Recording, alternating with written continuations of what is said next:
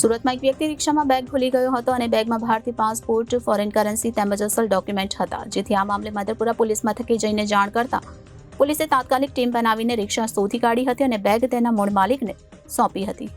મળતી માહિતી મુજબ રાજસ્થાન પાલીનો વતની નરપત રામલાલ મેવાડા વતન જવા માટે ઓટો રિક્ષામાં બેસીને સુરત અને આસપાસ ગોડાદરા ખાતેથી સુરત રેલવે સ્ટેશન આવવા નીકળ્યો હતો. સુરત રેલવે સ્ટેશન પહોંચી ઓટો રિક્ષામાંથી ઉતરી ગયો હતો, પરંતુ થોડા સમય બાદ પોતાની એક બેગ રિક્ષામાં ભૂલી ગયો હોવાની જાણ થઈ હતી. તેણે રિક્ષાની તપાસ પણ કરી હતી, પરંતુ રિક્ષા મળી આવી ન હતી. બેગમાં 2 ભારતીય પાસપોર્ટ, ફોરેન કરન્સી, રોકડા ₹10,000 તેમજ અસલ ડોક્યુમેન્ટ હતા, જેથી તે મધરપુરા પોલીસ મથકે પહોંચ્યો હતો અને આ સમગ્ર મામલે પોલીસને જાણ કરી હતી.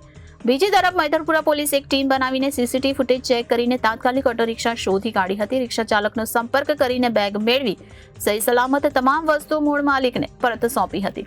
આમ સુરતમાં એક વ્યક્તિ રિક્ષામાં બેગ ભૂલી ગયો હતો અને બેગમાં ભારતીય પાસપોર્ટ, ફોરેન કરન્સી તેમજ અસલ ડોક્યુમેન્ટ હતા, જેથી આ મામલે મધરપુરા પોલીસ મથકે જઈને જાણ કરતા પોલીસે તાત્કાલિક ટીમ બનાવીને રિક્ષા શોધી કાઢી હતી અને બેગ તેના મૂળ માલિકને સોંપી હતી.